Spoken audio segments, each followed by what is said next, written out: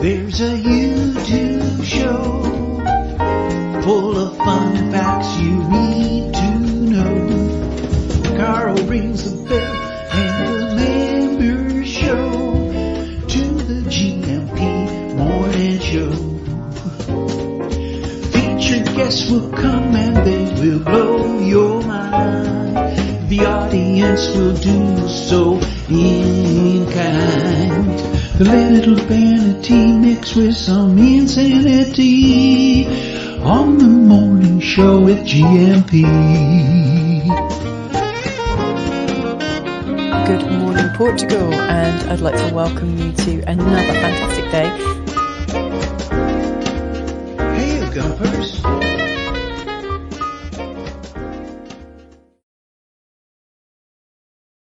Ooh, a little jingle there. Hola, bon dia, Graham Munson here with the Good Morning Portugal show, a podcast and live stream. I did that in a different order this morning, but it just feels a little bit like the world is in a different order at the moment, doesn't it? Is it, or is it just me? Could be just me. That was a funny old show yesterday, wasn't it?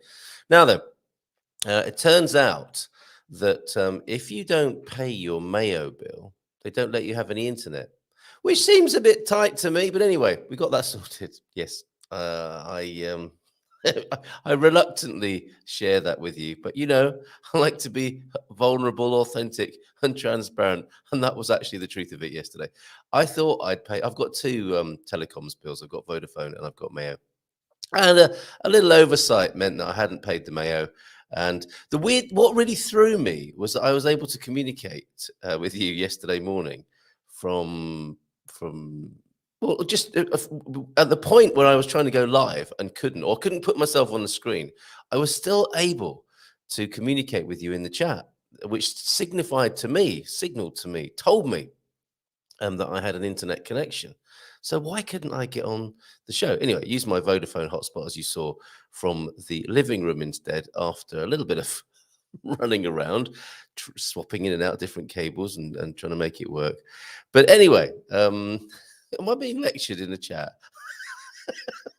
So Andy, oh, okay. I thought it was like a campaign was starting. Hashtag pay your bills. Oh, yeah, by the way, if you do want to support the Good Morning Portugal show, you can do so at goodmorningportugal.com and become a coffee or even YouTube member now, of course. And you can do that via YouTube, of course. Stickers, chats, all that sort of stuff, which I don't fully understand. And the membership that we have done via coffee, I have replicated via YouTube. All helps with the internet bills, but it wasn't a shortage of funds, thankfully. It was... I don't know what the medical condition is for not being that good with that kind of administrative stuff, but I have that condition, and we sorted it out yesterday. So sorry for any inconvenience, but actually, it seems you got on just fine without me. An amazing chat was had, and a lot of laughs were had at my expense, as usual in these sorts of circumstances. And Andy was right. Takes an engineer's mind, doesn't it, to be good with that sort of stuff, I think. No, it's not that.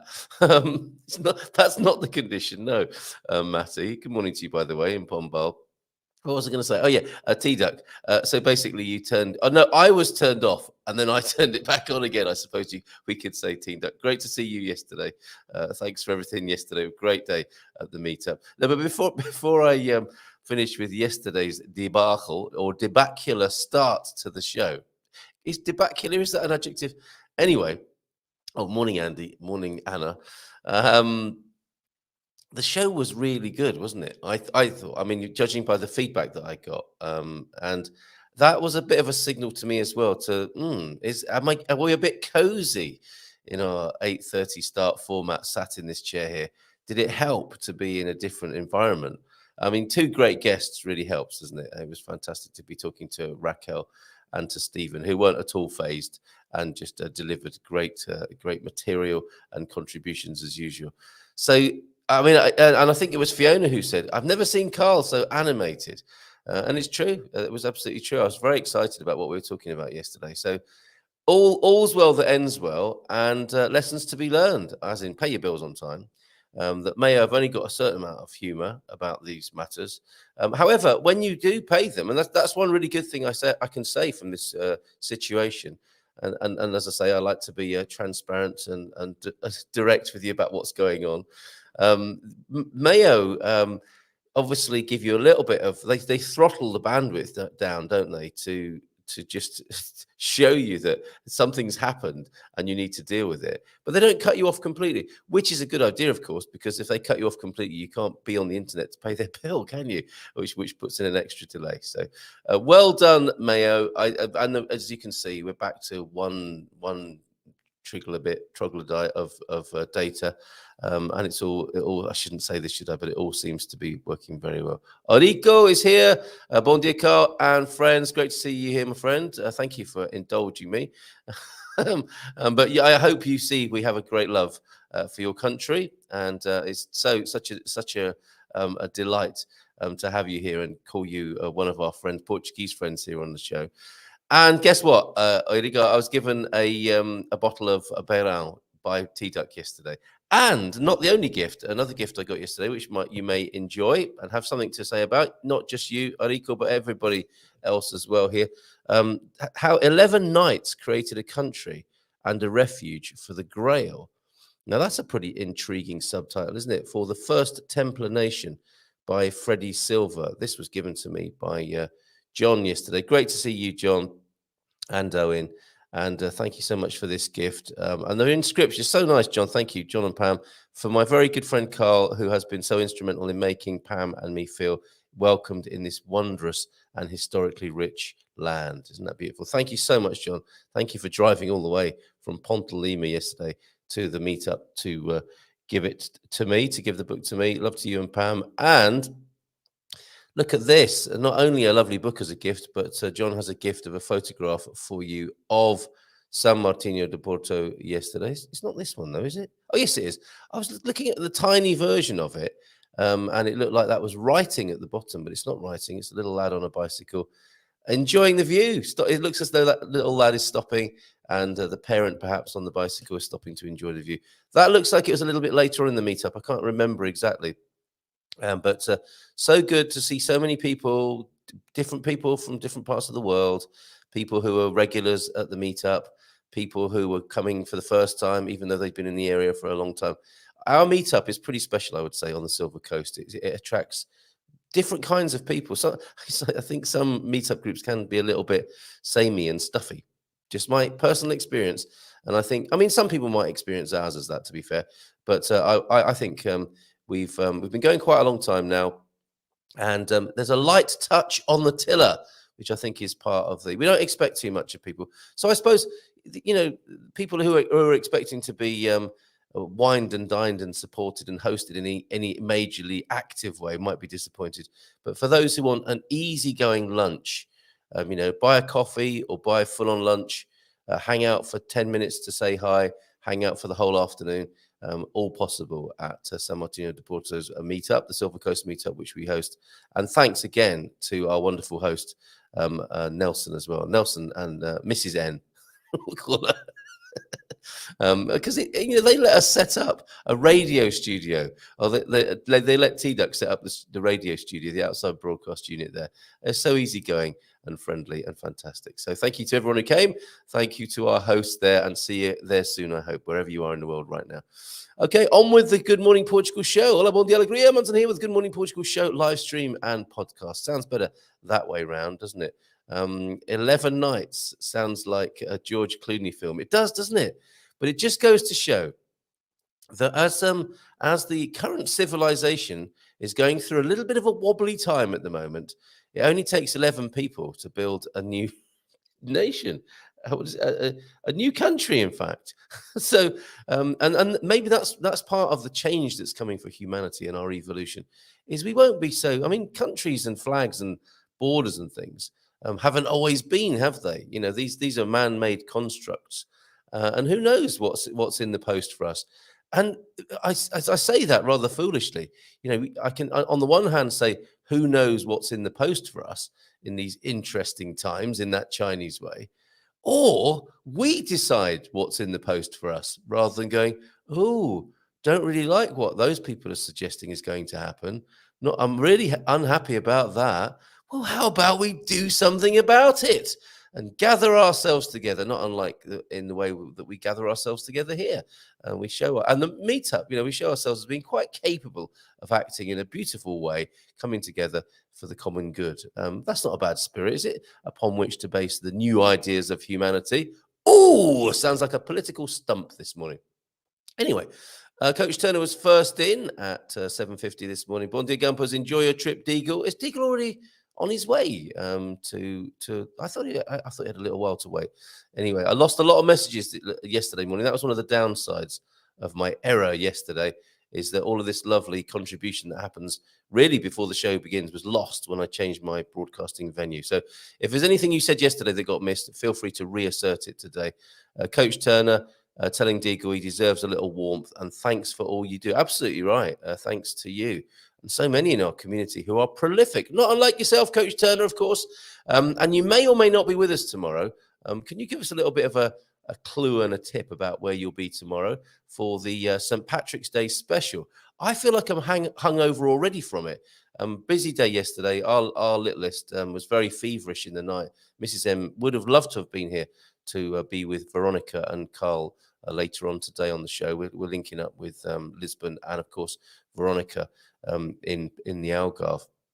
But no, she had very little sleep last night. So she should be here tomorrow for the St. Patrick's Day special with the unofficial ambassador of Ireland, Bobby O'Reilly. I thought I was going to play. I think I was going to play a trumpet fanfare there for a moment. No, I just needed to cough and spare you from that with the cough button. Yeah, so Bobby will be in. Phil will be in as well, who used to work for Guinness. So I imagine he'll have a few interesting stories to tell. And if I can lay my hands on some Guinness between now and then, I will be drinking Guinness tomorrow morning on the show. Do join me if you want to. Some people I know are going, ew. But if you fancy that, let's get St. Patrick's Day started in true style, in true Irish style, I guess. Hopefully then, after the last 3 days, you are running on the balls of your feet. Has anyone tried that? How's that gone? With full leg extension and good posture. Irish Pete won't be trying that. I saw him yesterday. He was at the meetup. He'd broken his ankle whilst pruning his olive trees. Not a glamorous fall from an olive tree. No, he just turned awkwardly, I think, whilst doing a bit of, whilst standing on terra firma and broke his ankle. So lots of love to you, Pete. So if you are running on the balls of your feet with full leg extension and good posture, now we're going to consider part of the body that's ignored. Ooh, I wonder which part of the body is being ignored here. And should I put up my mankini picture to demonstrate which part of the body with a military-style stick? Here, these parts of the body, here, and here, are not ignored, whereas this part of the body is often ignored, except by Coach Turner, who's telling you now, oh, it's the arms. The arms can make a big difference to your running, both in terms of efficiency and injury prevention. Sprinters spend a lot of time working on their arm movement, distance runners less so. Okay, yes, so there's a lot of weight, really, isn't there, in the arms, which can help you balance and propel yourself. But they should focus on ensuring your elbows move forwards and backwards in a straight line, your direction of travel. They shouldn't swing across the body, as that creates a twisting motion. Nobody wants a twisting movement first thing in the morning, do they?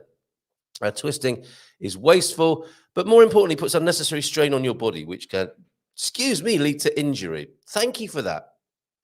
That's for you power walkers, and even walking. I guess it's useful to use the body.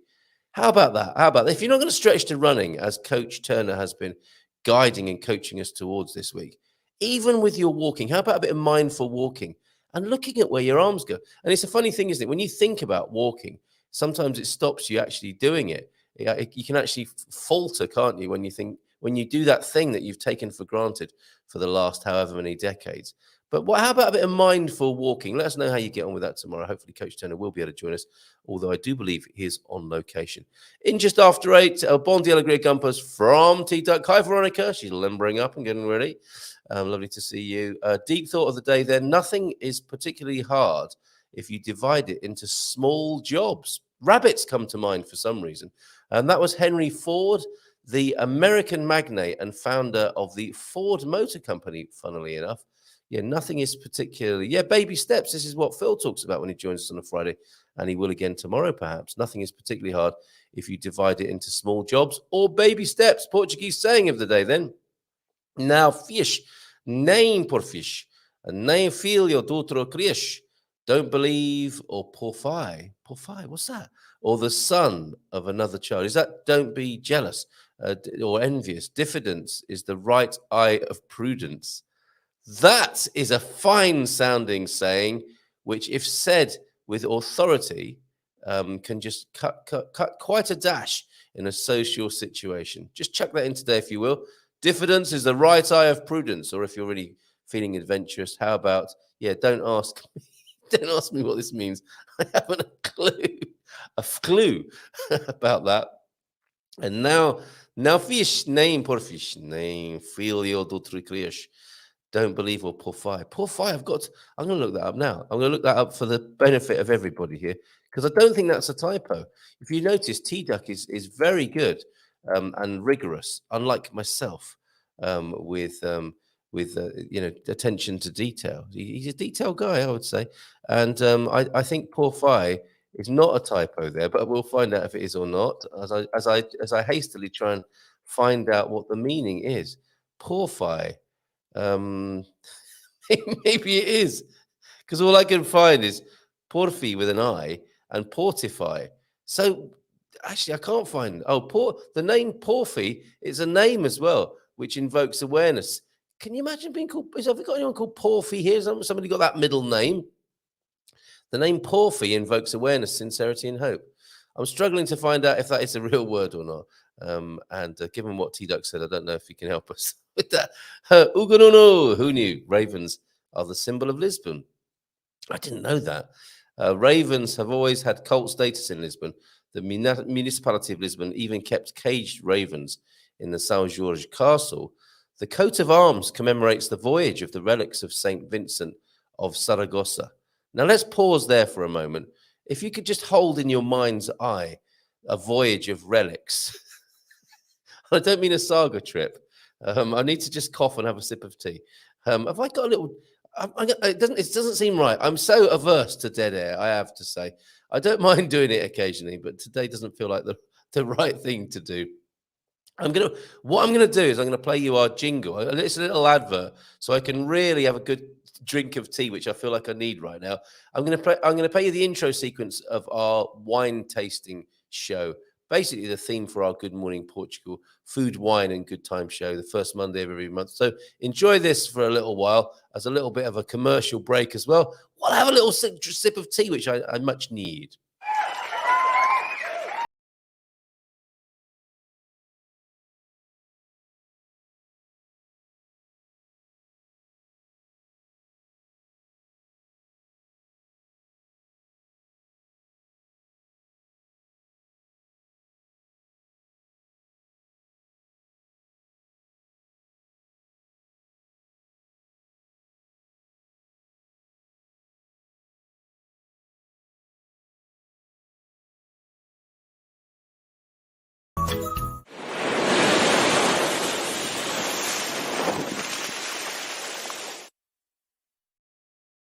Cheers! And that's better, isn't it? Always nice to hear the whistle theme tune every now and then. Okay, and not coffee, but porfy. Having a nice cup of porfy this morning. Morning, Doug. I hope you're feeling better. And in Portuguese, porfiar is to strive. Okay, that's good to know. Thank you very much, Antonio, for that. And love hearts and musical signs emojis for the whistle song there for Deagle. And isn't it amazing? What's this in the chat here? Nothing is hard. Yes, that's you don't want that first thing, or maybe I don't know. Did somebody say nothing is hard? I think it was Henry Ford, actually, Facebook user. Who is that? FU Facebook user this morning. Let's get back to where we were though with this porfiar business. So thank you for that clarification. We were talking about raisins, not raisins. It's not New Year. It's about ravens, not raisins. Okay, so who knew? Ravens are the symbol of Lisbon. Should we ask Carl if he knows that when he joins us at 9:30? Ravens, he's our man in Lisbon this morning, and the agency, of course. Ravens have always had cult status in Lisbon. The municipality of Lisbon even kept caged ravens in the São Jorge Castle. The coat of arms commemorates the voyage of the relics of Saint Vincent of Saragossa. I don't think we have enough voyage of relics anymore in our current day and age. The patron saint of Lisbon to the city from Cape Saint Vincent in the Algarve in the 12th century. Can you imagine being on that job?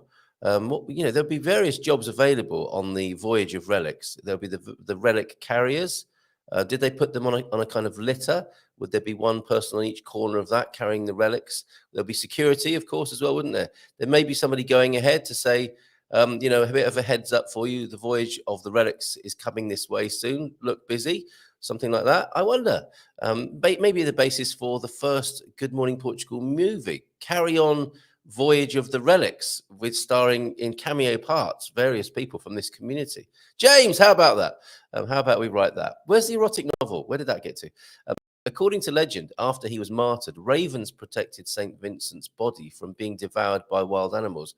That's a bit rich. That's a bit a poacher turned gamekeeper, isn't it? Until his followers could recover the body. Interesting. Now, ravens would ordinarily be carrion creatures, wouldn't they? Carrion from that family of corvids, are they called?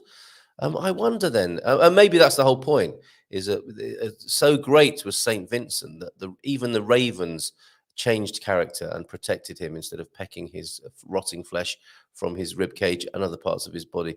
And I'm sorry that I was such a graphic depiction of the voyage of the relics there. Thank you for that, Ravens and Lisbon. Bom dia a todos de Pombal. Saleda from Matty. Good morning, mate.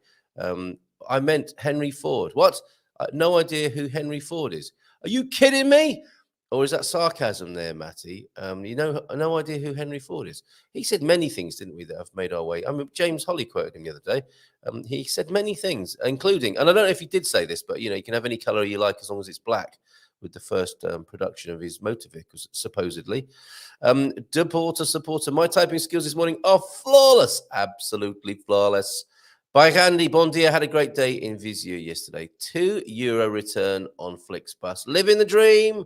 Walked 25k along, not 1,000, but 25 kilometers along the old narrow gauge train rail. Bit of a suntan. Yeah, you and me both. How long have you been here, Andy? 20 years, is it? And you still get that British lobster finish, do you? I certainly did yesterday. And I had a sheet of plastic between me and the sun, which I think amplified that phenomenon. You as well, huh? Okay. What's up, Carl? Still internet issues or there haven't been any problems this morning, have there? I don't think so, anyway. Hola, bon dia from João de Norte. I hope you were in, John, to hear my thanks and to see your photograph. It's Carl Clark. Oh, I see. You were banging on the door trying to get into the show at 8:30 this morning. Oh, gosh. Great to see you yesterday, says Owen, to Thunderduck and Brenda too, Carl Lewis and the family. Great to see you, mate. And that mankini is definitely a problem. How very dare you? I was going to show you the picture of me in the mankini modeling it, but I'm not going to now if it's going to be like that. Morning, Owen. It was really good to see you. Wish we could have had more time to talk. It is funny that, isn't it? We do intend to hang out and chat with each other at the meetup, and it doesn't always happen, does it? It's busy, and you don't always get to talk for as long as you would like. And sometimes you leave the meetup going, oh, I hope that person doesn't think, that isn't upset that we didn't talk, because we were going to talk and we didn't talk with how the flow of the meetup went. So yeah, it was good to talk, and I don't suppose anyone had enough time to talk yesterday. The time flew by. I am sorry. An apology from Matty. I couldn't make it to the meetup yesterday, and we'll always keep a welcome for you, Matty. Perhaps next week. We're always there Wednesdays between 1 and 3. That's another part, I think, of the meetup, which I think is really good, is that it's consistent. I think I've only missed one of them, maybe 2. And there's always some sort of welcome, I think, that you can rely on there. Wednesdays between 1 and 3 at the Palmera Cafe. I was late and the dogs were locked up in the house all day. Fair enough, mate. Animal welfare before social life. Very good. And excellent news. Doubly excellent news. Not only was the CEF meeting a success for Andy and Lola Klein, but his permit photo is actually good. That's a rarity, isn't it? Because it's quite a nerve-wracking situation. And when that machine, you have the machine with does the fingerprints and the photographs all in one go, like I did for my ID card. It's not the most comfortable scenario, is it, for capturing the most beautiful photographs? But so well done. Good job there. That's impossible, says Tito. Are you sure you're at Seth? Yeah, and not at a professional portrait studio somewhere. So congratulations to you from all of us here, Andy Klein, and from Joao Denort here. Pam and I are envious. We go before the tribunal on 18th of April. Excellent. Good. Morning, Carl. Actually, glad to actually see you today. Yeah, okay. I think we've been through all of that this morning. It was stressful, but like I say, the show turned out brilliantly, nonetheless. So, am I missing something? Was it useful to have that kind of spanner in the works yesterday? What was so good? If you recall yesterday's show, can I have some production notes on what was so great about it that I can carry forward? I was surprised at how little paperwork they wanted, says Andy. Oh, some good intel from Seth here then. They handed back 3/4 of the stuff I gave them. Yay, good man. But you were well prepared by the sound of it. So 11 nights. Maybe you're confusing that, Coach Turner, with Ocean's 11, something completely different, to quote the Monty Python and the Flying Circus. Yes, says Oirico. Yes, ALD. I wonder what that means. But like I say, it's so glad. Oh, yes, also a great band. What? Berau are a great band, or is that something else now? That was quite a while ago we were discussing that. I'm not sure what you're referring to there, but I'll say yes anyway. And every time I drink a sip of Berau now, I'll be thinking of you. Bon dia, what's your secret to looking so fresh and sprightly every morning? Asking for a friend. Is it? I don't know. It's jogging around the block in my mankini, just to keep myself on my toes and my neighbours as well. No, recently I have been cutting it fine, and maybe that's to what you are referring, Facebook user. I do not feel fresh or sprightly this morning, I have to say. Morning all from the Ancient Mariner. Ancient Mariner, do you treat Jamie and Amanda with such generous correspondence? Thank you so much. It was difficult for me to respond in any meaningful way yesterday, but I do thank you for your very thoughtful correspondence. It means a lot, and I'm taking my opportunity to say that to you now, just in case you were thinking I was ignoring you.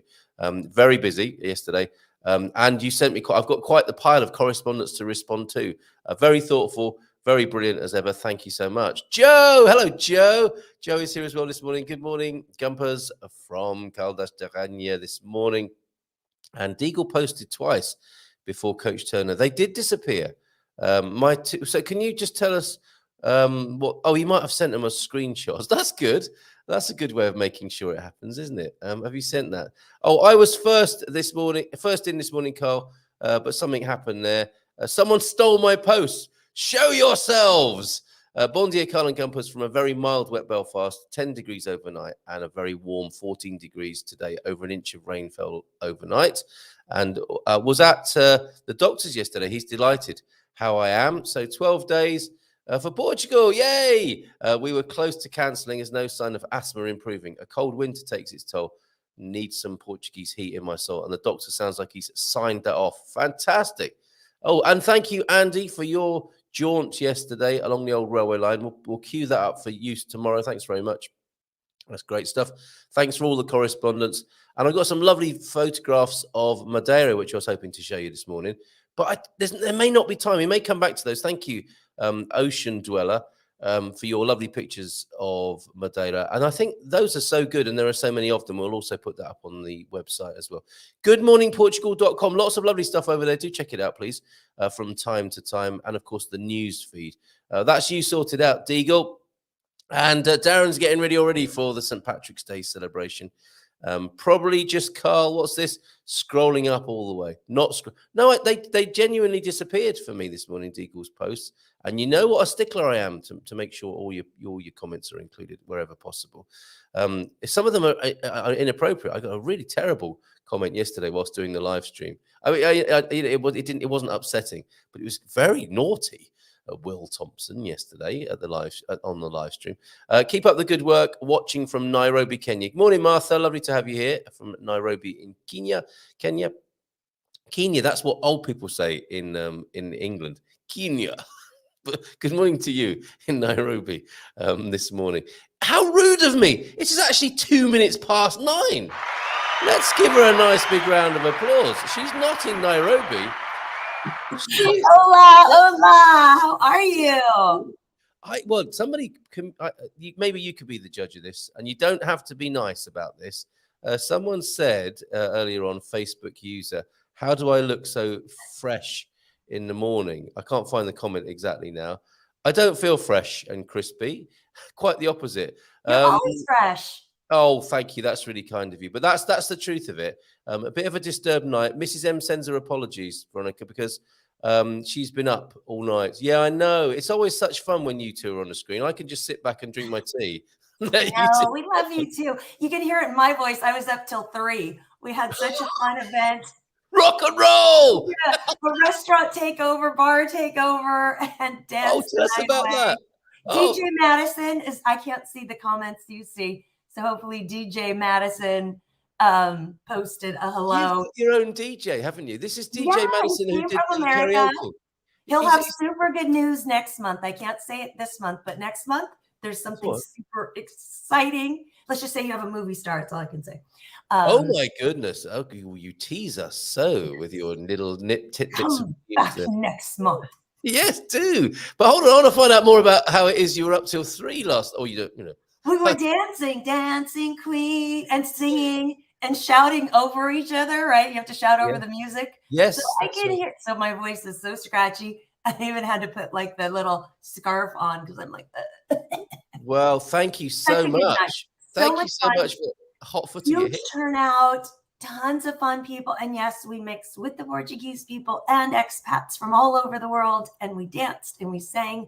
And it's on this beautiful, all glassed-in bar on the 2nd level, overlooking the river and the ocean and the beautiful, edge of town. Well, right there. It's right.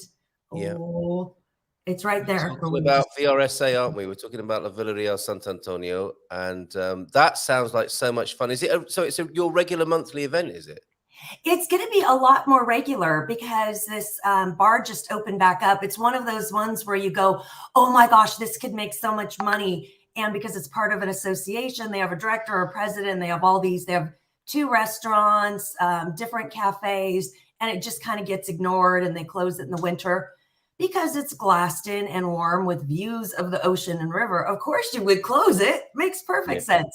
So this new guy bought the option to run it and manage it. And he's from Ireland. Yay. Got to give it to the Irish for knowing how to run a pub.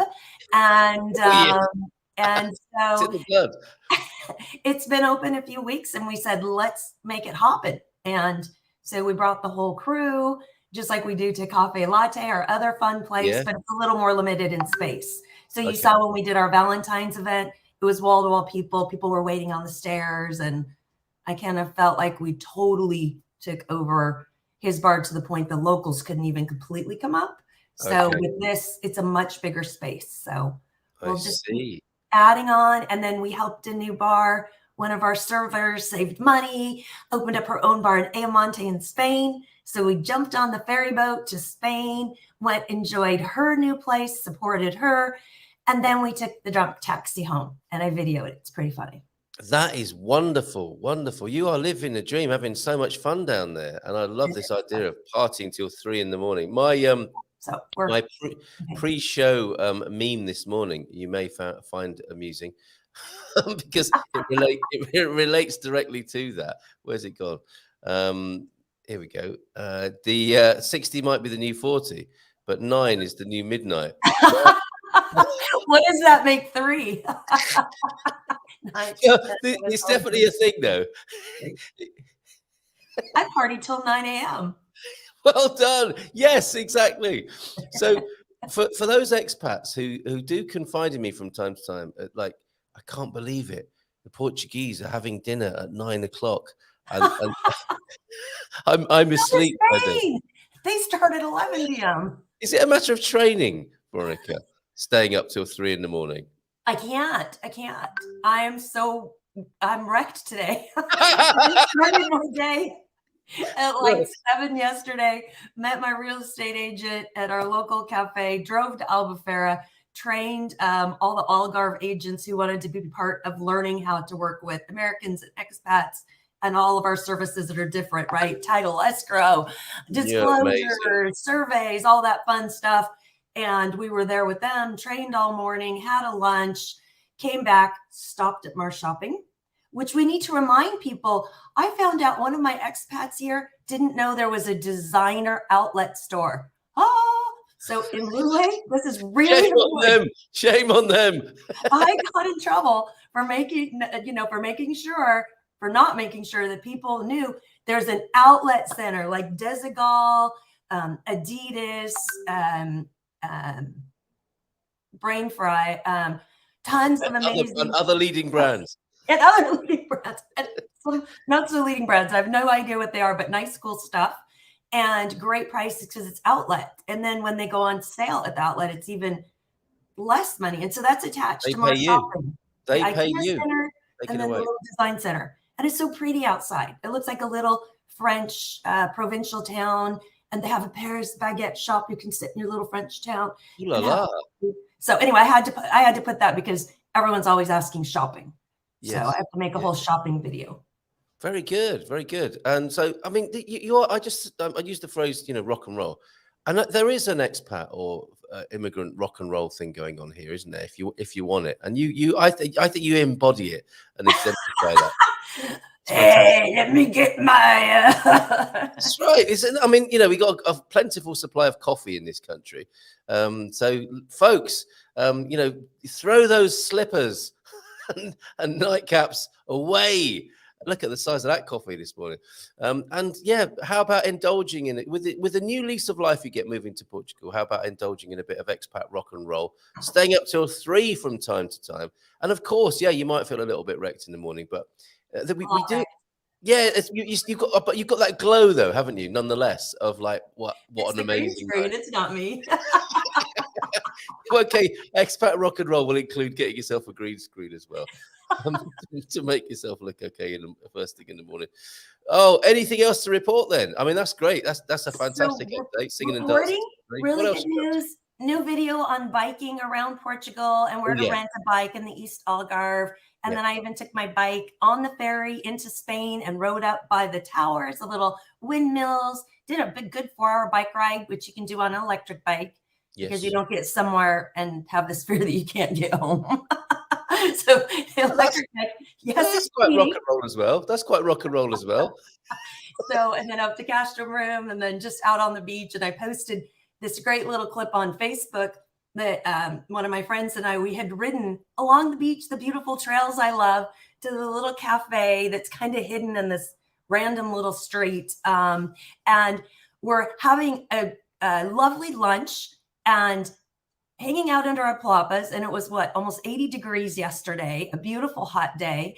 And then dolphins start popping by. You have this beautiful view. Yeah, I have videos of it. You know me, I have video and everything. I stood up for dolphins, which isn't common. No, that's amazing. It's a sign. Perhaps it's a sign. Sign of good things. A perfect year. Yes, absolutely. California's getting snow, so we're getting the 80 degrees early. It was a beautiful day yesterday, wasn't it? I think all across Portugal. Look, here are some of the ways you can tune into what Veronica's talking about here. There's the YouTube channel, and you can buy her a coffee because she needs it this morning. And, 5 coffees. If you want to support Madison, buy me a coffee, and then I'll go buy them coffees. I'll go down to we have a gathering spot for mornings. Hello, Jackie and Jim. We love them to death. They're trying to close on a house, and so for now they're in a rental, and it doesn't have a huge living room. So that's now the living room, and it's become all of our kitchen morning living room, the marina bar. Oh wait, I can put myself in it. Oh yes, while we're talking. And the dancing queen is also the traveling queen .com as well. So these are all the ways. I'll pop that up again before we end today, so that you can keep in touch with what Veronica's up to. Never a dull moment, basically, though, right, Veronica? Oh, it's so fun. And, I did come here to retire and got back Exactly. into real estate. I got drug into real estate. Yeah. Oh, it's funny last night, segue, ADD, squirrel, whatever. This guy comes up to me and everyone's like, oh, we wanted to introduce you to this new expat. He didn't come anyway through my channels. He just somehow magically appeared in our town. And he said, I just moved to Portugal, love Portugal. He says, and I saw you and my friend Ty knows you. Like we worked at the same company together. And this is a good friend of his. And he says, we've got to take a picture and send it back to Ty in California. So hello to Ty and Armando and that whole 7 degrees of separation, but it's really one. It is, isn't it? Crazy? It is. I mean, because you'd think it would, if anyone's come here to Hyde on their retirement or expat journey, nah. In many ways, you're more conspicuous, aren't you? Because you stand out a bit and then you start talking to people. I had a great conversation with a couple in Caldas the other day. We were sat in the park. The couple turned up with a baby, and the baby was so smiley and lovely, and just the baby was the first person to make contact in this little setting. But then we talked to them for ages. As soon as the ice was broken, we find out we had a lot in common. The degrees of separation that you talk about, and new friends in the park there. So there isn't the often the anonymity when you move away, because you're conspicuous, aren't you? And others will see you and say, hey. Yeah. Well, especially if you're speaking English. So if you're speaking English, then people kind of tune in at the next table and then they kind of go, oh, is that British English? Oh, is that English because they actually speak French or Dutch? And we're so lucky that, okay, it's bad because then we don't learn Portuguese as easily. But the common language between almost all the nationalities is English. Like the Dutch, the French, the Italians, they all learn English in school. Yes. And we learn English because we exist in an English-speaking world. So it makes it easier on us to kind of communicate with everybody, but then it makes it more difficult. Yeah, absolutely. We lean on that English. I've launched this thing, Veronica, the Portugal Immigrant Network, to bring more people from other communities and nation states, national identities together, because there are a lot of us from all over the world, and we're a bit underrepresented with some of the other countries. And I realised we are so lucky, the English speakers, after Portuguese, which of course we should be learning. Yes. The English speakers are very lucky, aren't they? We don't have the biggest problem of coming to Portugal when it comes to the language, because so many people do speak English. And shout out to anyone who doesn't speak English or Portuguese coming to Portugal. I mean, that's brave as far as I'm concerned, and I hope to connect with you if you are. I mean, having said that, you probably won't be watching this show, but if you are translating this into Polish or something. Good point. Or unless they're trying to practice their English. Yes. Which we need to do a shout out to Portugal again. Everybody always asks, oh, can I move to Portugal if I don't speak Portuguese? And I hang my head in shame and go, I'm still trying. Quantos custam estes sapatos? That the Portuguese people do learn English in school, and it's always in the top 1 to 7 top English speaking or English proficient nations in the world. There's actually a proficiency rating if you Google English proficiency nations, or the nations that are the most English proficient. And it doesn't count for like the UK and America, right? People that are, that's not their primary language. Although I don't know. No, you Americans have got some room for improvement with our language. I was going to say, you might not say we speak English with your jumper and your buggy and your bum bag, because I can't say what we call it. Absolutely, my dear. And one last shout out. Of course, again, thank you, the whole Predimed team. Thank you to Leonardo for hosting and picking the best of the best agents so we could help teach them and connect everyone in the Algarve with people who want to work with expats and want to learn. Let me just rewind that a bit so people really understand what's going on here. You are training people. Yes, I'm training agents. Right. To better understand the needs of the customer. Yeah, because it's so different. Here where you have to think there's some things, the Portuguese don't like to give bad news. So sometimes if they can't show up, they just don't show up because they don't want to tell you that there's bad news. They can't show up. Interesting. And they're also very social, right? So sometimes they'll get stuck somewhere and they'll be late. So the time is different. There's a lot of little things. And so we just have to say, when you're working with an American, you have to give us news. And then British and a lot of the, similar type other cultures that are more go, go, go, right? Yeah. That the expectation is that you're proactive, that even if there's no news, you're reaching out and saying, sorry, I don't have any news, but I'll check back with you tomorrow. Or I'm going to give the seller 2 days and then we're going to give them a call, right? Yes. So all those little things. And then, of course, the logistics of title, escrow, all the things they don't have here, and the workarounds and how they can do the workarounds so that people are protected and feel comfortable moving here. Marvelous. So, marvelous. But speaking of that, Philomena, big shout out to Philomena. I don't know if she's on or not. She has a fabulous development, and she's finally getting the 3D rendering of 3 houses attached to a palace. So you can live attached to a palace.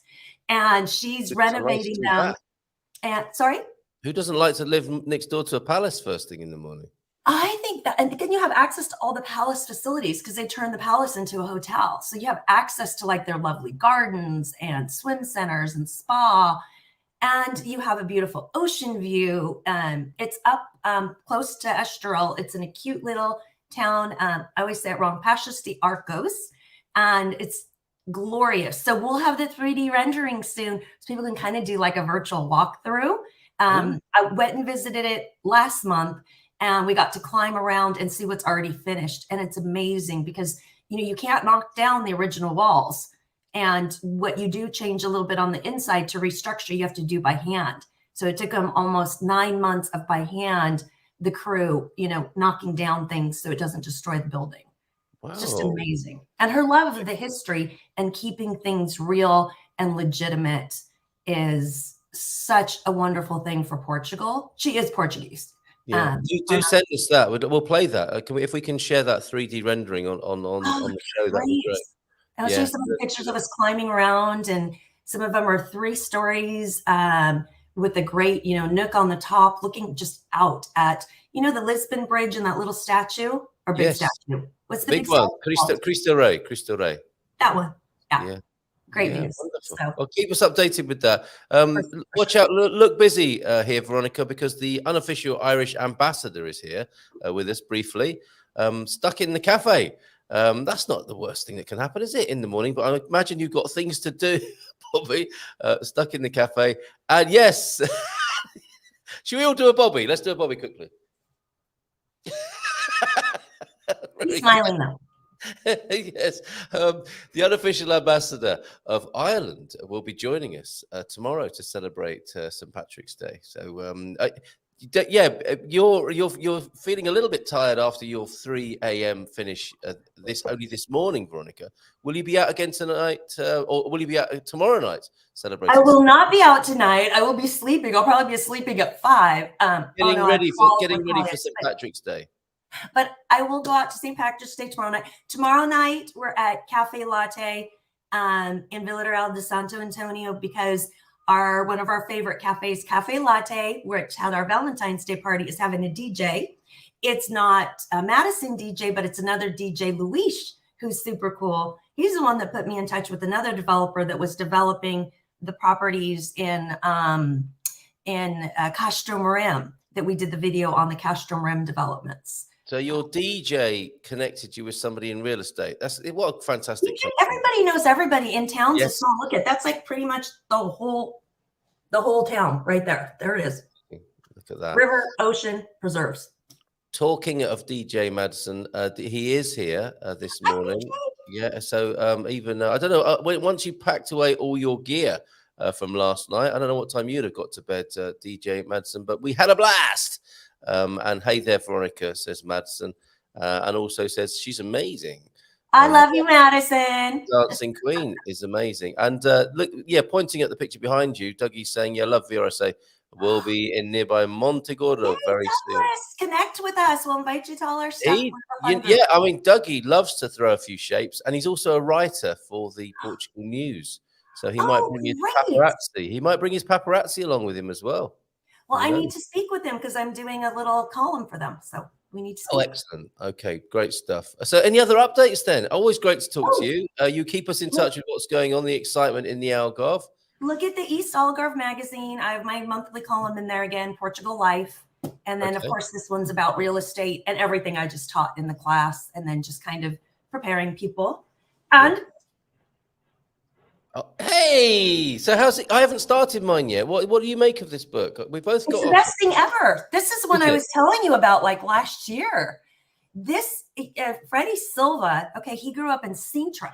So he grew up in Sintra and by his Portuguese parents. And so he got to know all the secret stories, you know, because Sintra's got all the Knights Templar history, you know, the Quinta de la Regularia. I can't say whatever. It was a brave effort. On that note, before you tell us all about this, is it true with all the Americans coming to Portugal that they are actually teaching Portuguese in American schools now? Only joking. I was wondering how long to leave that, Veronica. When I saw the look on your face there, I was thinking, I can't hold this any longer. Only kidding. We can't. I mean, ¿cuántos costados estas zapatos? How much do those shoes cost? Very good. But Yes. And the famous one, we were just, I could send a video clip. We were talking at lunch yesterday. I'm trying to get the difference between pow and pow. Pow, pow with the sound. Yeah. So one is bread and one is a stick. And then tremos and tremosos. Tremosos, yes. Those little fava bean things, those little pop in your mouth beans, and the silence of the lamb snack. Yes. Yeah, that's so. When I go to a cafe, I order tremosos e pau. So instead of ordering bread and the little beans, I'm ordering 3 boys and a stick. And does that sometimes come? Here they are. They always look at me like, you want 3 boys and a stick. Ain't that kind of bar, lady? Oh, that's fantastic. Because you can, instead of a pau, you can be asking for a palitos. But I think that also has another meaning. The palitos, a little, you know, cocktail stick, or the little chipstick is a palito, I think. But it also has another reference as well. You've got to be so careful out there. Sorry, back to the Templar Nation. Okay, back to the Templar. Good job for the ADD. I love this book. You know, literally, it's so funny. It is so packed with information. I don't know if you can see this, but I highlight it. I double highlight it. You can see that's a very good book. I mark the places I want to go. Everybody, you know, when you go to Tomar, they go to the big cathedral, but the really special place is the Church of Santa Maria de Olival. That's where all of the Knights Templars masters were buried. It's what we were told. It's what we were told. We went we lived near Tomar, and we went to a river beach one day. And there was a very interesting chap there who owned some like little tiny houses. It was a little campsite and river beach. And we started talking to him about the Knights Templar and the whole, you know, the myths and legends of Tamar and the history of Tamar. And he told us exactly that.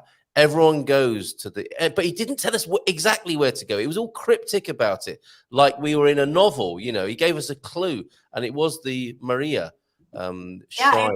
It's the here's my paper. I have it printed out. I want to go spend a month around there, just Sintra and Braga. Yeah. I mean, all the connections are here. In fact, I'll send you the video. He does a presentation and he tells you about the book, because you can this book is so full of data that you go through like a chapter and you go, phew, and you go back and you read it again and you read all this stuff back. There's so much information. It is jam-packed. This guy did this as a quick little project about his country of origin or country of birth. And, you know, he went off to study in London and America. So he speaks all the different languages. And then he's looking through the Harvard Library and finds this chupacabra piece of information that shouldn't even be there. And all of a sudden, a 10-year research project comes out of it. And a lot of his information was used for, you know, the Dan Brown movies and stuff like that. So, well, that's what we felt like. We felt like we were in a Dan Brown book or movie when this Templar guy, because he also told us that he dressed up in the pageants and so on in Tamar, you know, in the traditional garb of, you know, a flowing white robe with the red cross on. And a lot of people take it very seriously, don't they? They're very much into their culture, into a lot of people, a lot of the local people. Well, And it goes he was back. giving us these clues that it really felt like Dan Brown sort of business going on. But it is. And so let's plan a tour. Let's find the right people that know, that like do these Templar tours, that really know the history, or Yeah. like recommended by Freddie. And maybe there's some tour guides or somebody that can reach out to us, and we can do a tour. They can get hotels or Great whatever. idea. We can get a big. Oh, you've got to stay at the Templarios. Okay. The Templarios Hotel in the center of town, named after the Templars, is a great hotel. It's it's a brilliant location, obviously, right on the river, right in the center of town, and it has a grandeur of a somewhat sort of not antiquated, but you're going into another era of great hotels from back in the day. It just for me, it felt like going on holiday with my parents. To be walking into this hotel, great big hotel reception, and a bar in the reception, and a piano, all that kind of stuff, all those touches that I think it's a bit like vinyl, isn't it? The hotel has gone through a little bit of it's been put in the shade, hasn't it, by Airbnb? And just like vinyl, I think the hotel experience will be coming back, and that's the reason why. It is the reception, isn't it? And it is the beautiful locations and the bar that you can sit in and meet people and people watch and so on, which you can't do in an Airbnb. No, I've always been a fan of hotels. So many friends are like, "Oh, go to Airbnb, you'll save money and you'll have a kitchen." I'm like, I'm traveling. I want to like go in, use the pool, like hang out at the bar, meet other travelers, exchange stories, talk to the concierge. I don't want to do dishes when I'm traveling. I'm sorry. No, you're right. And it's the world that got designed for us by the millennials, I think, the millennial nerds. That the world has been designed by a certain young man of a certain age who just wants pizza delivered, wants to get in. No, seriously, No issues with that. he wants his books sent to him. He doesn't want to talk to anyone. I think David Byrne said this about the age we live in. The technology has been designed by a certain person, and we've inherited that world. So that person can get into a taxi, can't they, without talking to anybody? They can have food sent to their house without talking to anybody. They can transact anonymously with the internet, and we're thankful to them for so many things that they've given us. But we have also lost out on that magic you've just described, where you're sat in a hotel reception and you might say, I couldn't help but overhear you talking about that time you ordered 3 boys and a stick in a bar in Portugal. And that's the magic of life, isn't it? And that's why I think that this culture in Portugal and Europe is such a draw, especially to Americans, because Americans, we live in strip malls and housing developments. That's what I call it, housing developments and strip malls, unless you're in Boston or some of the older settlements, some of our old settlements are younger than the buildings in our town, right? So this being built around a square and a hub and all the cafes and the meeting places, I don't have to call 10 people and invite them to my house. After the show, I can walk across the street to the cafe facing the marina and the river and the ocean and have 10 of my best friends hanging out there, or new people that we meet, and have a coffee, a snack, and it's going to cost me €2. Woohoo! What's not to like? Why would I make a coffee at home if I can go across the street? Exactly, in a plastic, from a little again, another sign of convenience in the modern age. But those little things. We were glad to be in Airbnb. It's a bit different sometimes when you've got kids, young kids. Oh, you have to. But the coffee, every time you make a coffee, thinking Greta Thunberg's looking at you, shaking her head. It's best to do exactly what you said. Get out there, support the local business, and be part of the local culture. Miguel Fernandez is here. Good morning to you from Portimao. New name. Great to have you here. And lots of lovely questions and comments coming in. We'll have that Carl Hyde joining us from the agency. And how long this will continue, I don't know. We've got an agent from the agency. Whether or not his Hollywood obligations will allow that in the future, I don't know. But for the time being, he should be joining us soon. Sign us up for that Templar tour, says Joao de Nort. Please, is there a tour guide on here? Do you have somebody that can arrange that? I think we can make this happen. Okay, can we imagine? I mean, the communities, our communities coming together. What could possibly go wrong? A whole lot of fun and shenanigans. And I bet you we could end up in some Templar tunnels. Yeah, and I want my first Good Morning Portugal wedding. I want my first Good Morning Portugal wedding. I want to buy a new hat. So who knows what could happen at these things. Don't forget Semana Santa's coming up. And if you walk into the middle of Seville and everybody's in a white pokey hat, you better be prepared. Be careful at those white pokey hat meetings, though.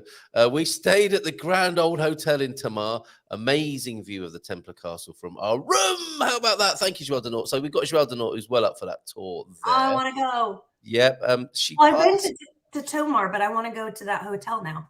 It is great. It is great. Templarios. She partied till 3 a.m. and read the book she got yesterday. No, I didn't read the book last night. I've been reading it for 2 years. 2 years. This thing, it's that dense, is it? And rich in information. Yeah. And then my ADD, and I have to do the Templar's Curse, and then I have to go through the internet and dig up all like the surrounding papers, and I've got notes. And Veronica, do not read out the Templar's Curse this morning. We cannot have that on our hands. Oh no, it was about the King of France, and he deserved it. Remember? Oh, okay, fair enough. Carry on then. He killed them and hacked them to pieces and tortured them, and no. Oh yeah, okay. No less than he deserved, I'm sure, at that time. What's the name of the book you showed and the author, as it sounds interesting? Thanks. Love the story of making sure you know what you're asking for. Yes, 3 boys and a stick is what you ended up with. Although I do know people in this community who would find that useful. That's a good night out for them. 3 boys and a stick. But this. We've both got copies here, haven't we? Look at that. Freddie Silver.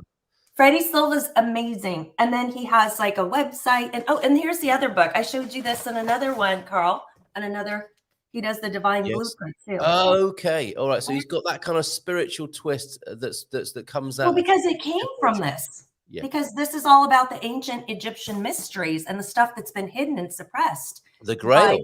Throughout the ages. Yes. And all the Grail legends, all the stuff that they've had to hide in plain sight. And that's the fun about learning these codes and secrets. And you go in a church and you go, that's a serpent. That's not, this was built by the Templar. So that serpent doesn't mean the devil serpent. It means knowledge. And then you look at where it's pointed and, you start going around and it is Dan Brown, man. You're literally looking at, that came from real stuff. There's stuff hidden in plain sight. Yes. And the different churches didn't even know they're building stuff. You're never far away from a horsehair shirt and thrashing yourself with nettles. It's amazing.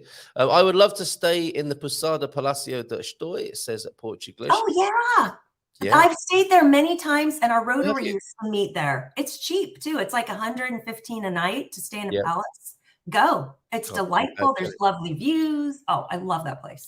Our friend is about to join us, who would, I'm sure, as one of the colleagues at the agency, would think nothing of staying in a palace for $115 a night. Here he is. Let's give him a nice big round of applause. Joining us from a palace, no doubt. Morning. How's your palace, Carl? I'm very well, thank you. Yeah, I'm doing good. So much has happened, I think. Had you joined the agency when we last spoke? Or were we just on the verge of that news? You know what? I was thinking about this before because it seems like a lifetime ago that I was on the show, but it really was. Yeah, the agency opened on the 7th of February, so I think we just opened, and it was manic and a bit crazy. In fact, because I had the cap. I put my cap on, if you remember. Oh, you did, didn't you? Yes. Soft launch and. Yes. Soft launch. Yes, that's right. So how's it all going then, Carl? It's going really well. I was just saying then, it's been a crazy month. So much has happened. It feels like a lifetime ago that I was on the show, but it's going great. Lots of property incoming, new agents joining the business. I think there's 45 of us now on the team, on the various teams, throughout the country. So it's some growth, it's attracted some, high-end people in the real estate space. They want to be part of this brand, of this business. So it's grown very quickly. So new people brings in, new clients, new properties, and things like that. So I'd say it couldn't have really gone much better. 1 month in to be at that stage. So very happy, very busy, very tired. But it's good. Yeah. Okay. Yeah. You haven't been staying up till 3 as well, have you? I found myself staying up a little later than normal, trying to up my social media game. So I'm trying to learn all these different programs, and it's a nightmare. Enjoying it then? Yeah, I'm out of time. I mean, I'm 40. How old am I? I'm 44. Old man. Yeah. I just feel like I'm out of time. I get all these different programs to think, right, where do I start? And it's like, yes. wow. Yeah. You open? Are you sort of think, where's the floppy disk? Basically, things like that. I mean, my previous business, in the UK, I used to make gaming computers, so I was in kind of in the tech sort of space and doing things like that. But I sort of took 5 years out, and it moves along so quickly. So there's so much to learn, and everything now is whatever you're doing online. There's a AI software that can help you with it. So everything, help you making posts and all these kind of things. And there's so much of them, so many of them. It's crazy. It's changed so much, so I'm trying to keep up with it. Well, we had a little tip about not a life hack exactly, but some great wisdom. If you see people running away from something, run towards it. Everyone seems to be running towards AI and social media at the moment. So maybe now's the time to get some postcards and a pen and some stamps and send old-fashioned notes to potential clients. Because I agree with you. You could spend a lot of time learning this stuff and then engaged in it, couldn't you? Yeah, I mean, the thing is, it seems to have almost come from nowhere to me. We're talking about ChatGPT and things like this. Yeah. And then you sort of start looking into it and you go into that rabbit hole of what's available. And as you know, once you type something in on say, I don't know, YouTube or anything like that, or Instagram, suddenly every referral that you're getting is another AI piece of software, somebody trying to sell you something. So there are dozens and dozens of different things. And I just like, wow, where do I even begin? So it's crazy. It's crazy. Right. It's like the bots feeding the bots. It is. You're right. Are you a human? Are you a bot? Are you human? Yeah. Well, yeah. That's the other thing. But what you were saying there's some truth in that, Carl. I know you're sort of having a bit of a joke with it about the postcard, but there is something. No, I'm not. Yeah, because some people don't want to engage that way. Some people do sort of want more of that one-on-one experience, and also just good old, putting flyers through people's doors and things like that. They prefer that. They're not on social media. So I think our demographic has gotten overwhelmed and they're shutting down. A lot of people coming here now are saying, I'm not on Facebook. I'm not on this stuff. Yeah. They'll still be on they'll pick one social media, but they're just like, I can't. Yes. Or they'll just turn off all the external stuff because it's too much. Yeah, it is. I agree. It is. That's if any of us can remember how to write now after years of using keyboards. that might be you might have to download a book on how to write again. Isn't it so slow? After you're like, absolutely. Yeah, it can feel like very slow progress, and maybe not a letter, just a few notes on a postcard to start with. Bot wars are coming. That sounds painful, doesn't it? Yeah. Near Tamar, also Castelo de Bode. Yes, Castelo de Bode. And what is that lovely little lake-based, like Castelo de Bode? There's a little town there. Oh, I can't remember the name of it, but it's magical, just in the way that you've been talking about there. Thank you, Eurico. And what I wanted to say as well, Veronica, when you were talking before about, speaking Portuguese, speaking English, Eurico is here talking to us in English. I'm not even sure if I'm saying his name right, let alone anything else. So I do need a bit more help with that. And I do thank you so much, Eurico, for being here with your contributions. Also, our other Portuguese friend and pal here this morning went to Tamar for the first time. Have you been here, Carl? He went there for the first time in 2021, liked it very much, town centre, the convent and the castle. You been to Tamar yet? No, I've not been to Tamar. I drove past it a few times on the highway. Go! Yeah. I mean, gotta stop. I went to Portugal and this year is the festival. Yes, that's coming up. It's every 4 years, and it's this year. That is coming up. That's coming up. Take a look into it. All right. So postcards then. How about we start sending postcards to each other? And it'll have a Portuguese stamp on it as well, which is lovely. It's a whole day out, probably, buying postcards, getting stamps, and taking them to the post office and stuff like that. Oh, bon dia to you as well, Tabitha. Let's do a little bit of old school viewing, shall we? You sent us an interesting property. It's been too long. Oh, what's that? What you got there?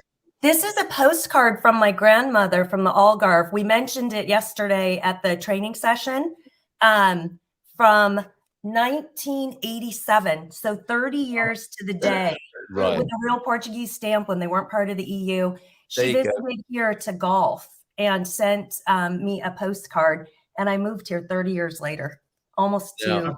That is beautiful. Isn't that beautiful? I mean, this is so, it's really ironic that you mentioned the postcards today, because, you know, it's real. You keep it. It's not a post that disappears. This is, that's delightful. And that's remembered and treasured, isn't it? In a way that a Instagram post might not be. That's beautiful. That's beautiful. It's just, it's amazing. And literally one of the agents had asked, why Portugal? And it was Raquel that said, you should see this postcard at her house. She has it from her grandma from, well, now it's 36 years ago. From 36 years ago, she was golfing and traveling around the Algarve and sent this postcard. Isn't that amazing? From America, from Idaho.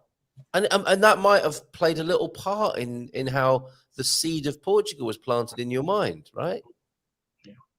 Very nice. Very nice. And can we plug your wife on this at this point? I beg your pardon. You can't say things like that on this show. I love you, Carl. That's my job. Lisa please do. Go on. A lot of the consulting and coaching and horoscopes and how the whole universe ties together. So okay, yes, of course. I've got to tell her about this. This is yes, of course. She would have loved to have been here. Carl, in case you didn't hear earlier on, our youngest was feverish in the night, so Mrs. M didn't have much kip. She loves being here when you two are together on the screen. Yeah, so sends her love, and yeah, you're absolutely right. She is absolutely enthralled in the same way as you are about Tamar and the other spiritual sites of Portugal. And I think we should do something. I think that's going to fly, isn't it, when we get that organised?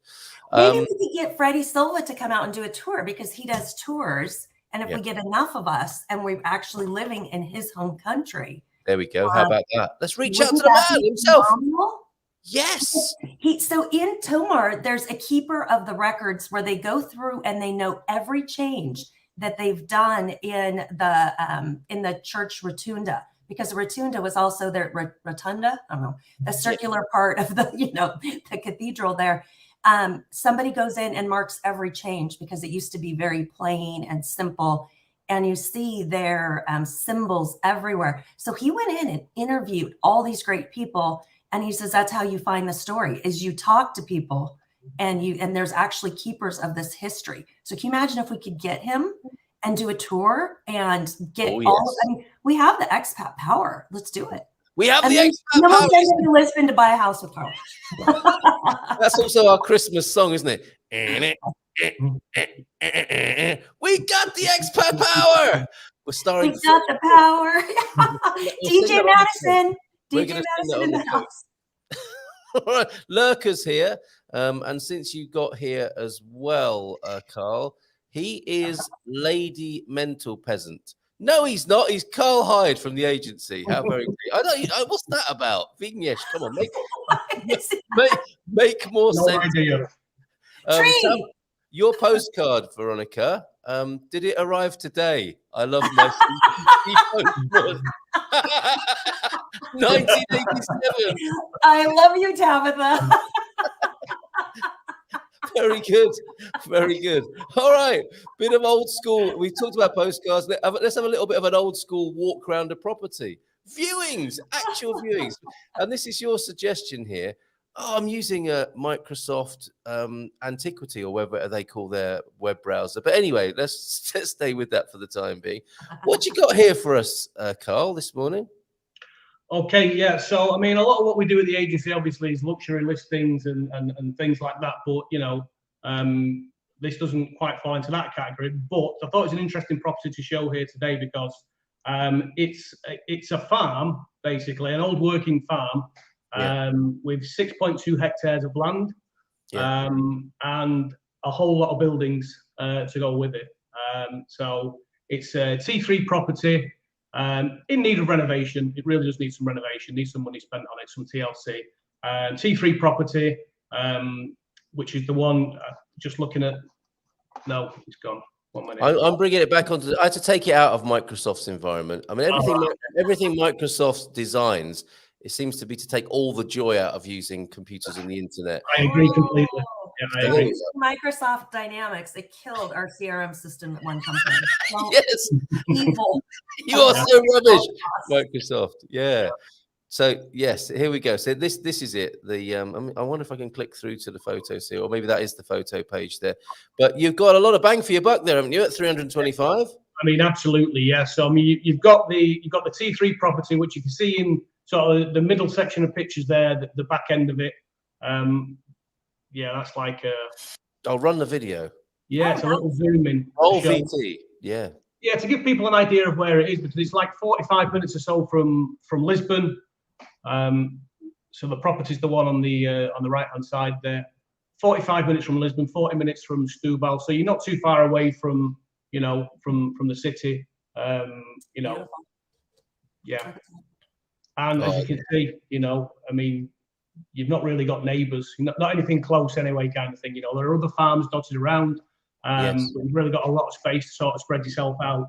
Like I say, it's a T3 property, but it's also got, I would call it like a guest annex. It sort of works into 3 separate chalets, I would describe them as.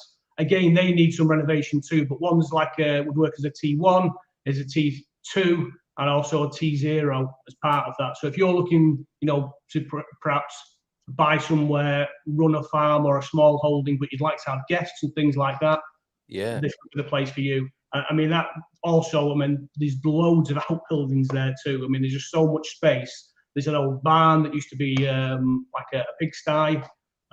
That's huge. There's a garage. There's a building where they used to make wine. In everything. I mean, there's just so much space, and the land as well. This is. I mean, this is your listing, isn't it? So, how was it to drive out there and into the driveway and see this magnificent place? Were you thinking to yourself, "This is incredible. I could live here. I could, we could have an amazing little." Well, when I eventually found it, because it took me a while. I got lost. I've been lost. Actually, the last time I went there, I did a viewing there. I did a showing there on Saturday, and I got lost again. I don't know how it's possible. But I found a new way to get to it, because I think there's 3 or 4 different ways you can get to it. So I don't know. I blame the sat nav. But yeah, I mean, you can see there it's got a stream running through it, so there's water. It's actually sat on the largest aquifer in Europe, so water's not a problem. It's got a borehole, so yeah, it's a great space. If you've got something like you want a home, but you want space to make a project of some kind, without doubt, all these kind of things, then I think it could be the one for you. And like I say, it's not too far from civilization kind of thing. Lisbon's not too far away. You can go across the Vasco da Gama Bridge. It's like 45 minutes. Montijo. Now, this is one of those areas, isn't it, that has, I think, thus far overlooked, possibly.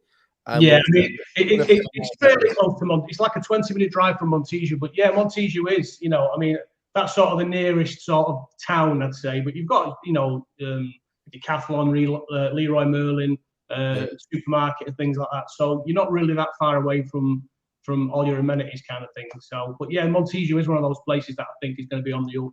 For sure, you're right next to the Vasco da Gama Bridge, and you're into Lisbon, so and you can get more bang for your buck.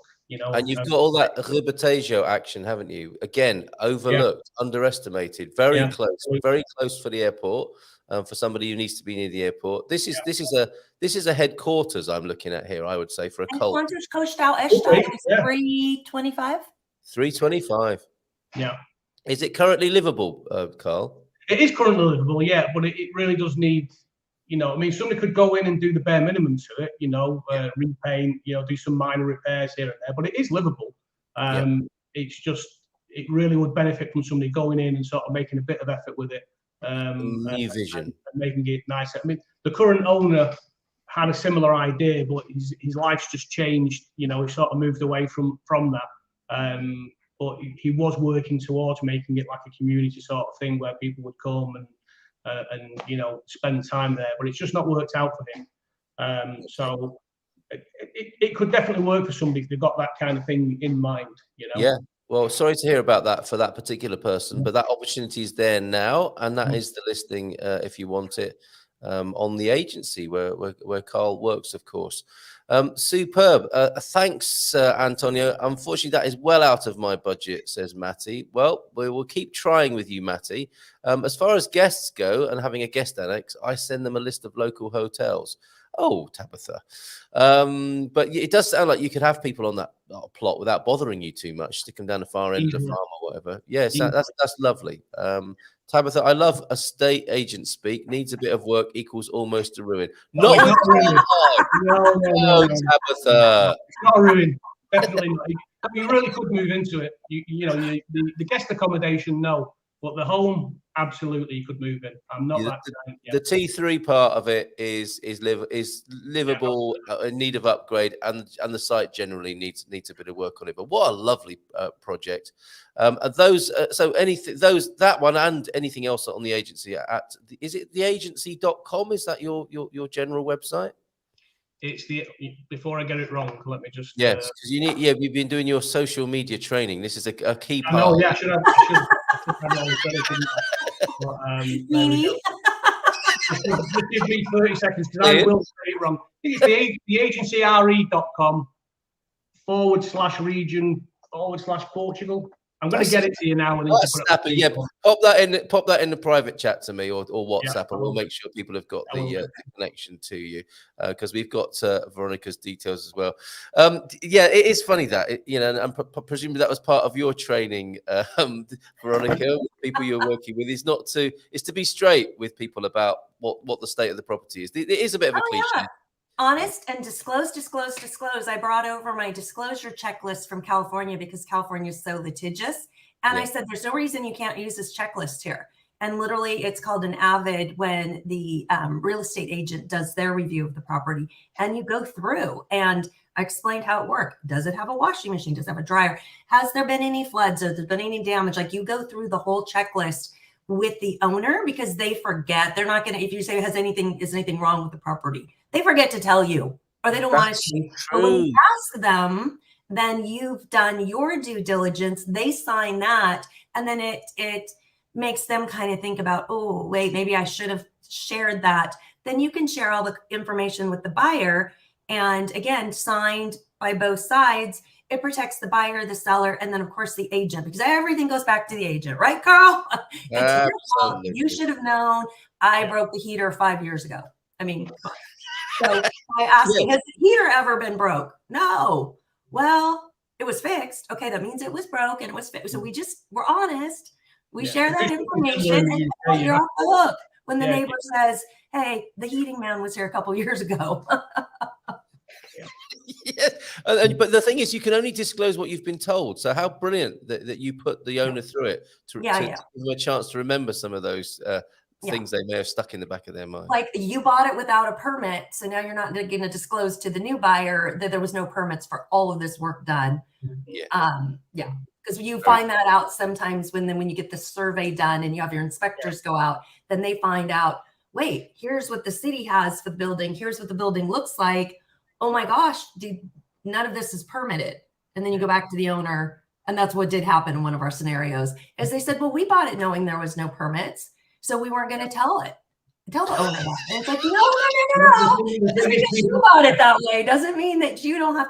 And we were able to get the permits. Everything was fine. But if you buy it in that state, you have to realize you can be hit with the fines especially in a historical zone. They're huge fines. And you might have to put it back to its original condition.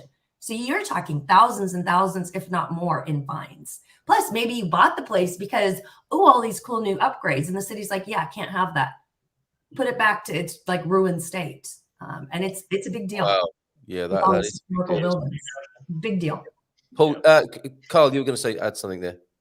No, I was just going to say, I mean, it's true. I mean, people do keep things back, and you sort of don't find out things until you're much further down the line, until you're emotionally invested in the place, So really a good agent will check all this first. If I'm listing something, then I want to know all this about the property, where the sort of perils and pitfalls are, kind of thing. Because it happened to me when I bought mine. We got very far down the line, and then all of a sudden there was some problems with the planning. Where my kitchen is officially on the paperwork. It's a garage. Yeah. I had to make a decision at that point, and I was very green then. I didn't know anything about real estate in Portugal. I thought, well, in for a penny, in for a pound, I'm going to do it anyway. But it's not something I would recommend to my clients unless some people, they're not as bothered about it, but most are. And that's what you've got to find out before you list the place. What is its legal status? Because you don't want to get people that far down the line where they're almost like, it's so frustrating. It's not fair. It's not. Well, waste of everyone's time. Waste of everybody's time. Not good. And like to your point, Carl, you're already that so far along, and you're like, I've already got the CPCV. I've got the money. I've got, everybody's at this point. I don't want to stop and look again. I've already got the close date. Or we're going to have to go back to. It's just not fair. So by doing this in advance, or maybe fixing some of those problems with your client and saying, oh, let's get this permitted, or we're just going to mark it like that. And then you're able to accept that and say, yeah, I accept it like this. This is okay. Well, it's not only that. I mean, sometimes you can be adding value. If you've got somebody who wants to sell their property with you, okay, you may have to jump through some hoops for a few months, get the property registered as it should be, and then you can increase the value. You increase the value, you make it much easier to sell. If you've got a property that's missing, planning permission and things like that, then you're just cutting away 90% of your market, your potential buyers, which is obviously going to impact on the sales price. So you've got to, people have got to understand that. It's worse if they don't find out. Like, to your point, you were able to look at the plans and figure it out and say, oh my gosh, there's something wrong here, or your inspector or survey or whatnot caught that, which is great. But on a positive note, Carl and I were texting, no gazumping here, right? No gazumping. No, that's because I mean, the thing is that the system over here is very different to what it is in the UK in every aspect. So I do like the CPCV sort of paying a deposit kind of thing, because at that point, it's yours and you can start planning for your future. I was saying to Veronica in a chat yesterday that it happened to me in the UK. I bought a home in 2012, and we were literally days from getting the place, and it was a repossession with the Halifax bank. And I think it was 2 or 3 days before it was due to go, and I got a call saying we've had an increased offer.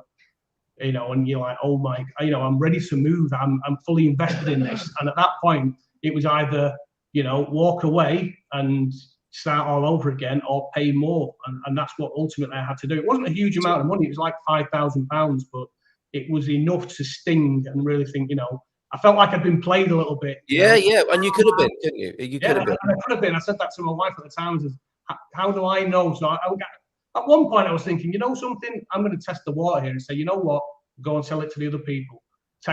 Go through the process again for another 2 months. But the way they were saying it to me, because it was a repossession, then they had to consider all offers because they were duty bound to get the best offer for. The creditors. I can see the truth in that, but then, So anyway, it cost me £5,000. So in Portugal, then, sorry, you that's create such a bummer when that happens. Yeah, sure, but not in Portugal. Not in Portugal. You make the agreement, and if the person does back out of the sale, they have to pay you the 20%. Is that right? Yeah, and you can sue them. We're suing 2 people that. Are you for backing out? Well, what happened is our lovely developer, Philomena, we love her to death. We found her a place that she was going to renovate here, and she's brilliant at the historical stuff. I mean, she's got the historical architect, the historical builder. She can turn these historical buildings and make them gorgeous so quickly. And we had found her one just on the edge of town, 2 stories, gorgeous. Well, Raquel, the agent I work with, right? Because I'm not an agent. I pass leads to agents. But a gorgeous building. And the owners were happy with the price. She was happy with the price. They'd written and signed the offer. One party didn't sign the offer. But then all of a sudden, another agency came in and said, oh, we can get you triple the money for this. and did an evaluation that was wrong and increased the price by like 3 or 4, and now it's sitting vacant. So we will sue because that's unfortunate for the developer. You know, she'd already bought materials, moved them in there, you know, on the good faith that one person of the 2 sisters had signed the CPCV. She just said, oh, I have to get it from my other sister who's not in town. So all of these good faith member, you know, things, money had been deposited, all this stuff. And then at the end to have something like that happen, I think you do have to set a precedence. And then I think then this other agency also needs to be taken to court, because we'll watch it. And if it hasn't sold in a year, where she had money in the bank ready to go, and you don't know what's going to happen in the marketplace if prices drop, and she had a full price offer on this place. And then all the lost time and money, and, you know, because she'd already had the architectural renderings, all these things done, and to have another agency come in and do that. It's unprofessional because they're not even appraisers. You need a bank appraiser because there's no public data. They just came in and just said it's worth whatever the client wanted to hear. Interesting. Sounds like you're changing things for the better. Yep. We need to finish, guys, this morning. It's 2 minutes past 10. However, let's not just cut off suddenly. We've also got this question, I think. I've got a large extension. Now, too much information or a genuine question? I don't know. But can you help with that? What do you need to do to get something permitted? Be careful. I would go to an attorney and have him take a look, and an attorney that's familiar with your town, because you don't want to just walk into City Hall and go, look, can I do something with this illegal place? And now you've notified the government that you have an illegal property, right? And you don't know what your camera city is going to do, county. So go to somebody who works well with your camera and find out, and they'll either say, oh, okay, well, we'll help you do the paperwork and do what needs to be done, or don't do anything, run and hide. Don't, you know, it's easier to get permission or approval than permission. Good advice. Carl, do you want to add anything? No, I agree completely with that, because you don't want to sit on the parapet, you know, and you could find yourself with a hefty bill. Bad day at the camera. Definitely, you know, do what Veronica's just said there. But also, I mean, sort of coming back to it, when you're starting the process of buying the home, get yourself a good buying agent. Find somebody that you trust, that you know, comes from a personal recommendation, or they've got maybe a presence online, so you can see some of the work that they've done, because they can help you take those steps. And, you know, it is baby steps at the start to understand the new system. I didn't do that. I sort of jumped in at the deep end, and that's the way I do things a lot of the time. But definitely get somebody on board, and don't be afraid to pay for professional help either. I mean, a buying agent is not something that will cost you. A buying agent works for you. It costs you zero. Don't forget that. But if it comes to needing legal advice or any kind of professional advice, don't be afraid of spending 200, 300, 400, 500 euros, because it can save you so much more trouble further down the line, you know. So, you know, yeah. Very good. Excellent. You are both part of a very successful video clip that we put together. You, Bobby O'Reilly, and Raquel as well. We're close to, you remember the time when the big controversy was happening about housing policy, and you all had your say on that. So people can check that out on our YouTube channel. Any final thoughts on that? Because it seems to have calmed down a little bit, but generally speaking, still very buoyant here in real estate in Portugal. Carl first. Yeah, I mean, we're not seeing any kind of downturn, really. You know, I know a few people who are kind of holding back, thinking there's going to be a big drop in prices. I just don't see that happening. I'm not seeing it. It's not going to happen. You know, I mean, I've not got a crystal ball. I can't tell you the future, but my opinion is no chance. You know, in places like the Algarve, Lisbon, Porto, just take those 3 sort of places.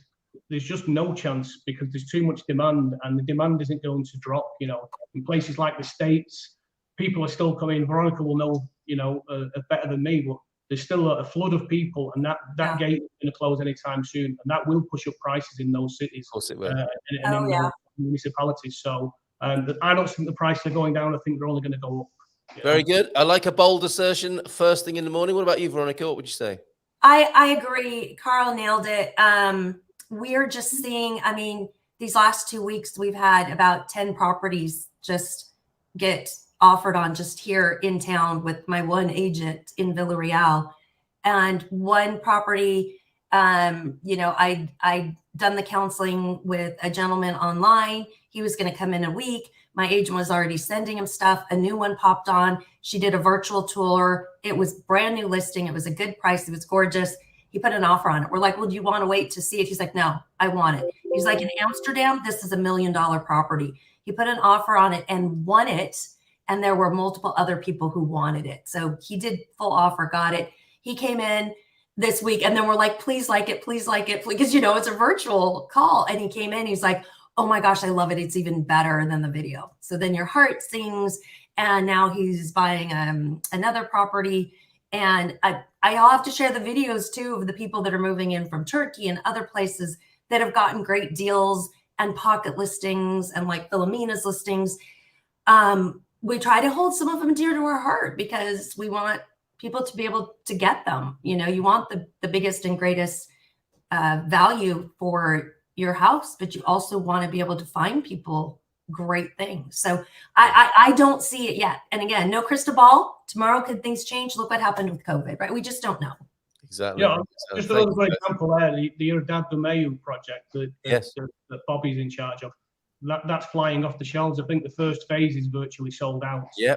And that shows you where the market's at. When you've got good product, it goes very quickly. So there's a sure sign that the market is not really slowing down. Certainly not that much anyway. So we'll ask him tomorrow if he's sold out. And he is, of course, the unofficial Irish ambassador. And we'll be celebrating St. Patrick's Day tomorrow on the show. Again, what could possibly go wrong? Bring Guinness. I did like your comment about a cult, says Tabitha. You have an almost perfect surname. It's Munson, not Manson. The Carl Munson cult. Well, yeah, we got two Carls here. My other friend Carl is here. We can have a Carl cult. The Carl's cult. Yes. But you can't go anywhere. Stay where you are. We have the dad jokes to do to send you off on your merry way this morning. Carl might be needing a pen and paper to write these down to try out on his kids later on. How do billboards communicate, Veronica? They quack. Sign language. Hey, I typed my Scrabble tiles into WebMD. It says I have irritable bowel syndrome. And finally, thank God, I ordered a book online called How to Scam. That was 6 months ago. I hope it arrives soon. I love Thunderdog. Thunderdog, you're awesome. You have been fabulous, both of these morning. Can't wait till next month already. Have a great day in Lisbon, Carl. Have a wonderful time in the Algarve. Maybe a little bit of a snooze this afternoon. And ready for St. Patrick's Day tomorrow, Veronica. Take care. Bye for now. Big round of applause for you. Thanks, everybody. See you tomorrow for St. Patrick's Day with Bobby. Ciao, ciao. Bye for now. Ciao.